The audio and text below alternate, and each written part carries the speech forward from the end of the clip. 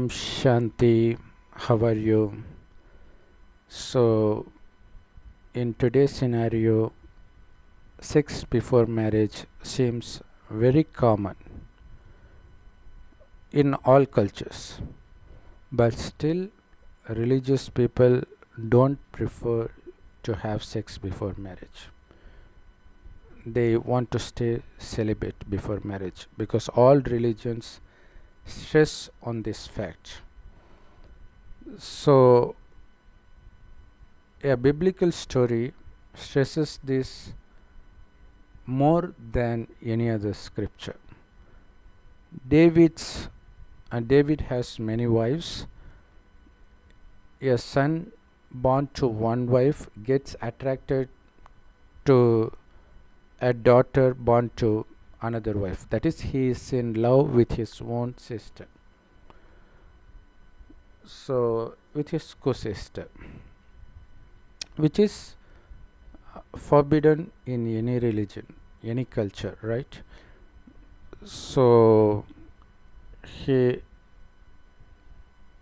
doesn't feel well because he is constantly in remembrance of his sister, and his best friend comes to know about this, and he gives him the advice of asking his father, King David, to make his sister to cook for him. So David agreed to that, and he asked his daughter to cook for his son.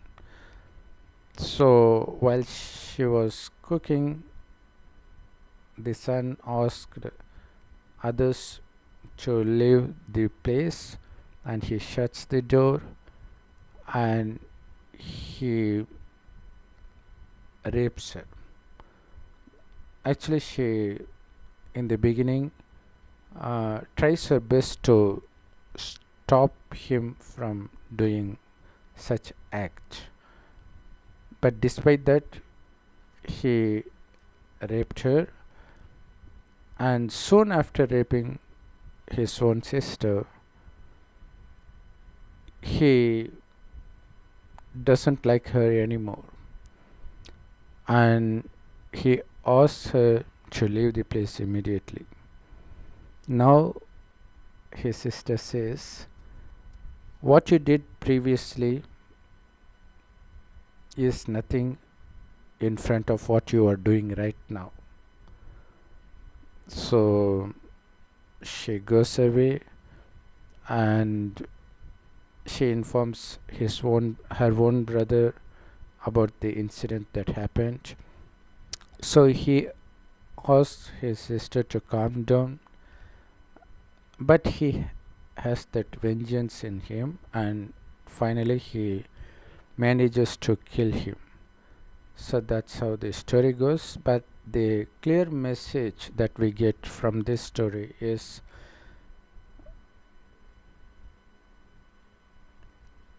actually there should be at least attachment between sister and brother, if not lust. But after having sex with his sister, he doesn't even have a bit of attachment towards his sister. So that's the kind of mind or the change in his mind that happens after having sex with his sister. So that's the nature of sex. Nobody knows what happens to one's mind after sex. It's like someone taking alcohol. In the intoxication of alcohol, he behaves unexpectedly, right? That's how the mind works even after sex or after any sexual act, whether it's seeing, performing, or whatever it is.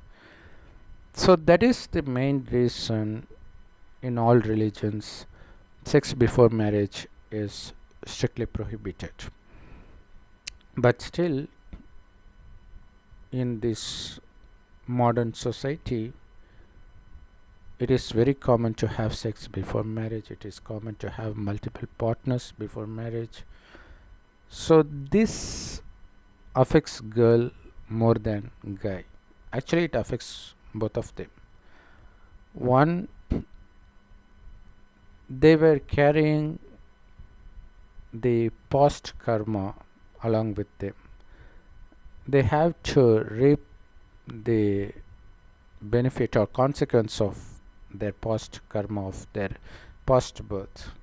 So they do not know how much sins or charitable actions they performed in their past birth. So if they stay pure before marriage,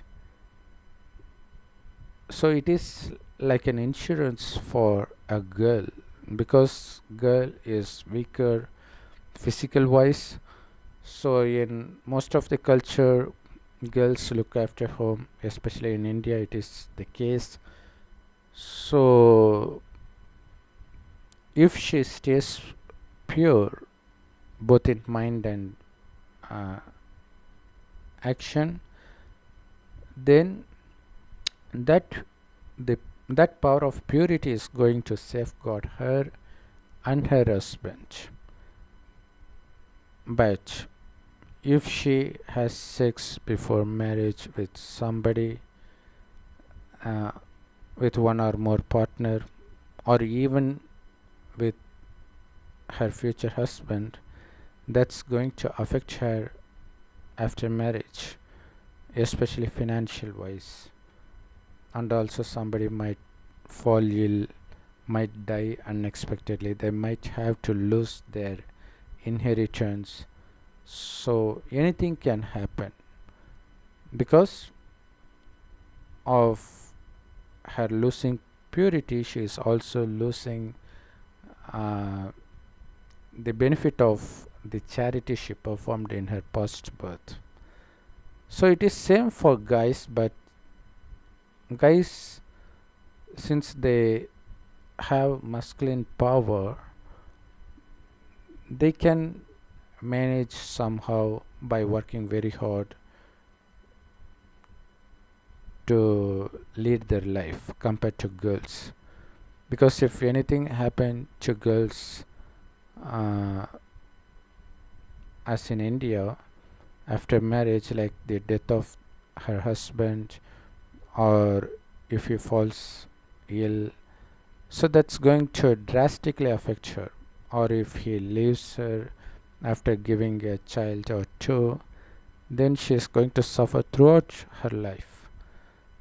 So that is the reason she is asked no, not to indulge in sexual acts before marriage, to stay as pure as possible in even in mind.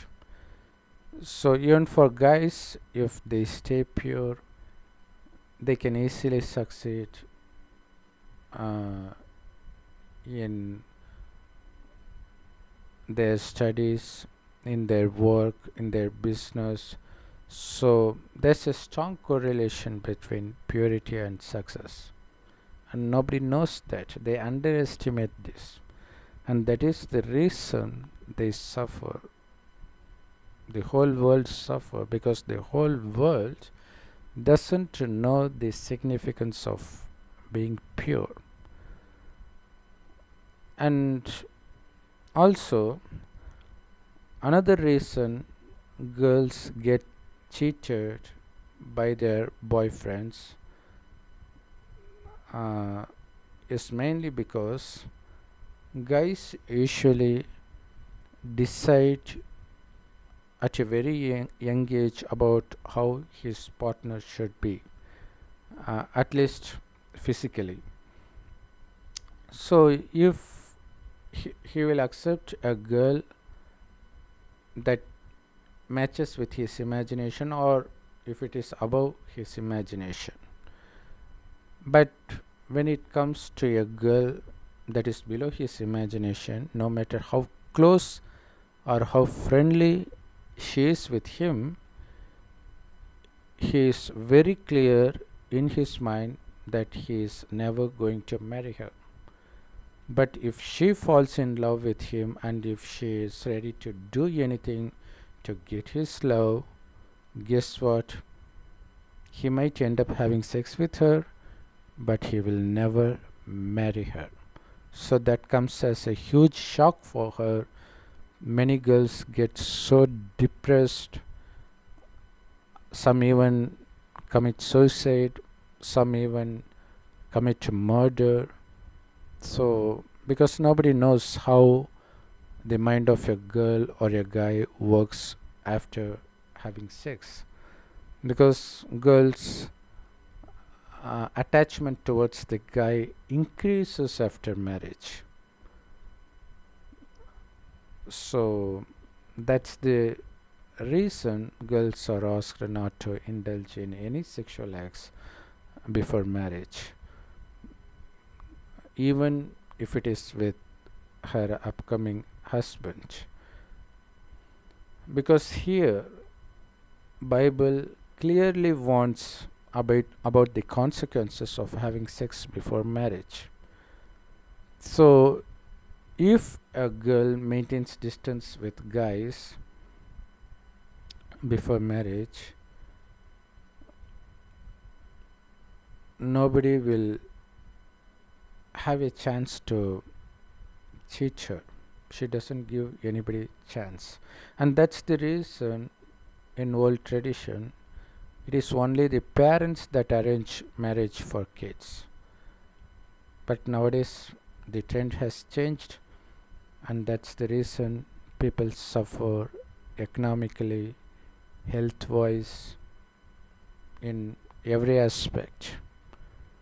So you may ask how it's possible to stay pure, because people get married at 30, 40, age increases due to various factors. So how is it possible for a guy or a girl to stay pure till then? Of course, people do not have the power to stay pure, and that is the reason God comes 100 years before the destruction of this world, Kali Yuga.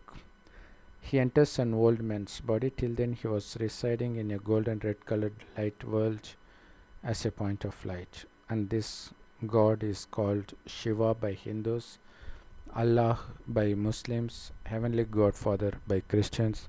God is one. So you need to consider yourself to be a point of light. That is the soul that shines like a star in between the eyebrows. So the more you consider yourself to be a soul and interact with others by considering them to be souls as well, then you will not be attracted to their physical form. So, but we don't even have that much concentration power to stay focused on the soul. And that's why God asks us to connect our mind after considering ourselves to be souls to God, who is also a point of light that shines like a tiny star in the golden red colored light world. The more you connect your mind with God, the more you will see that your mind doesn't fluctuate, no matter how beautiful a guy or girl in front of you is. So this should say that you are powerful at a soul level. If you find your mind fluctuating, it means you are not in remembrance of God for a long time.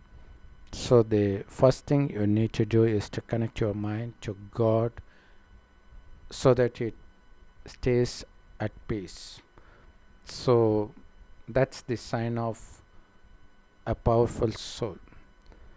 So it is always good to stay pure before marriage, and it is better to stay pure even after marriage. The main reason God says lust is the greatest enemy and you need to conquer it is because God gives this knowledge at a time before the establishment of heaven on earth. Because the residents of heaven do not know what lust, anger, greed, attachment, and ego are. So, if you manage to become as pure as the deities of heaven, you are sure to take birth in heaven as deities. And that is the reason God gives this knowledge. In addition, it saves you all the trouble that you have to face if you have sex before marriage. Om Shanti. So, one, you need to remember God as a point of light as much as possible. Two, you need to read the direct knowledge of God, which is called Murli, that is available absolutely free of cost in all Brahma Kumaris Rajog meditation centers. The more you keep your mind busy with the remembrance of God as a point of light and the knowledge of God, you will find yourself very powerful, that you are able to face any situation without losing peace. So, hurry to the nearest Brahma Kumaris Rajog meditation centers. We'll be giving the links of the website where you can locate the nearest Brahma Kumaris Rajog meditation center in your area, and also you can Google yourself Murlis given by Brahma Kumaris, that is available in all languages online. So you can even make use of it. Om Shanti. Thanks for watching.